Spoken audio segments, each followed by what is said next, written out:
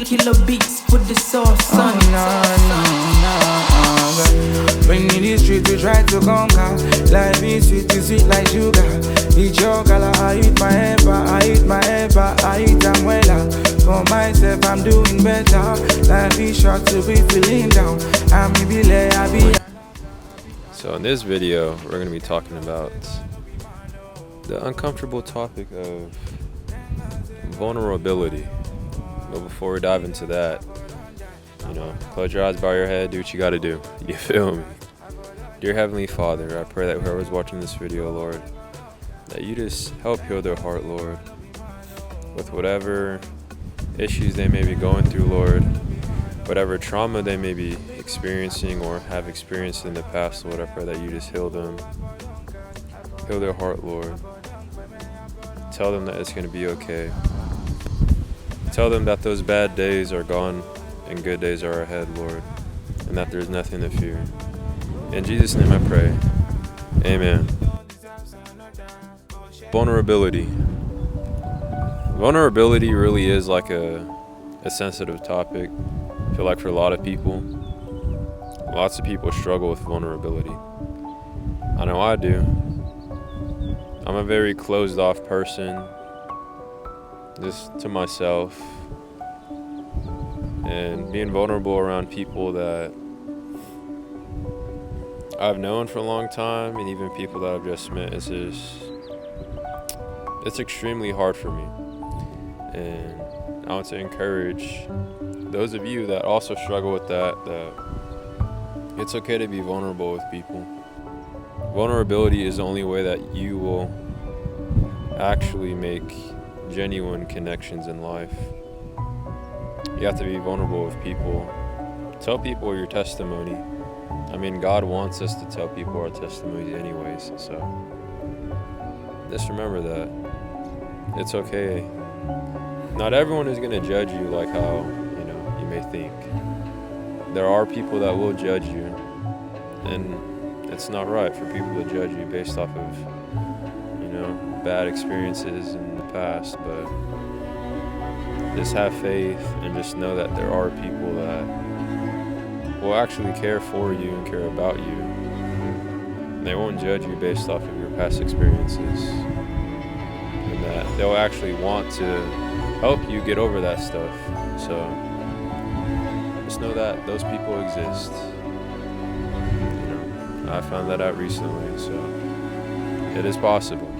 It is possible. Do you really truly allow yourself to be vulnerable, that past trauma that you may have will start to go away? Because you either need to be vulnerable with other people, but most importantly, we always got to be vulnerable with God, because God knows us anyways. God knows you. God knows you more than you know yourself. So if you're not going to be vulnerable at least to people, at least be vulnerable to God. Acknowledge the things that you're not good at to God. Acknowledge the things that scare you. Acknowledge the things that, quite frankly, make you afraid. Like a deep fear, a deep-seated fear. You have to acknowledge that stuff to God. And only then will God truly heal you, because it always comes with self-reflection. I personally feel like true healing comes with self-reflection. You have to really know yourself, know what you've been through, know why you've been through those situations, know the environment that was in those situations at the time, in order for you to really get a grasp of why you are the way that you are. That may be, a little deep for some of you to comprehend, but that's the simplest way that I could put it. It just comes with self-reflection. Self-reflection is so vital. It is. So in 2 Corinthians 12:9-10, it states, "Each time he said, 'My grace is all you need. My power works best in weakness.' So now I am glad to boast about my weaknesses, so that the power of Christ can work through me. That's why I take pleasure in my weaknesses and in the insults, hardships, persecutions, and troubles that I suffer for Christ. For when I am weak, then I am strong. 2 Corinthians 12:9-10. NLT version. Now his bars. But if you really think about it, that is facts. Whenever we truly basically get rid of our pride, that's when real strength comes. Because then you know what to do better. You know what you need to improve on. Getting rid of pride, getting rid of just egotistical nonsense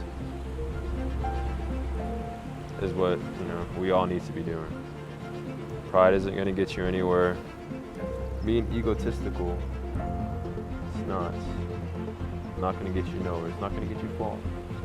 And if it gets you far, once you fall down, you're going to be so far from God, you won't be able to stand back up. Unless you sell your soul to the devil or something. But, yeah. There's strength and weakness. And for me personally, there's strength in my weaknesses. I used to be a basketball player.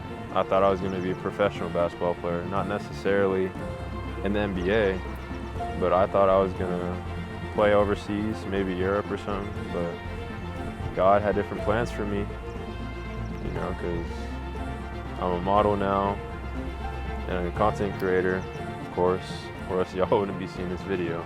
But yeah, but I never would have transitioned into this life if I never acknowledged my feelings to God and ultimately to myself. Because I simply could have kept lying to myself, saying that, no, I'm gonna go pro in basketball. That is not what God wanted for me. So no matter how hard I would have tried to pursue basketball, it never would have worked out because that's not what God had planned for me. But if I was egotistical and full of pride, I never would have saw that. But because I was not, God blessed me with a new direction in life. So I don't know, maybe you need to hear this. If something you're doing is just not going into fruition, and you're actually putting in the work, because I put in the work for basketball, it had nothing to do with me not working hard enough. So if something you're doing consistently is just not panning out for you, and is just not resonating with God, chances are God may want you to do something else. Because God knows you best. God knows what you desire, probably more than you even know. Because stuff you desire right now, you may not desire 2 years from now. So just know that things change, but it's always for the better.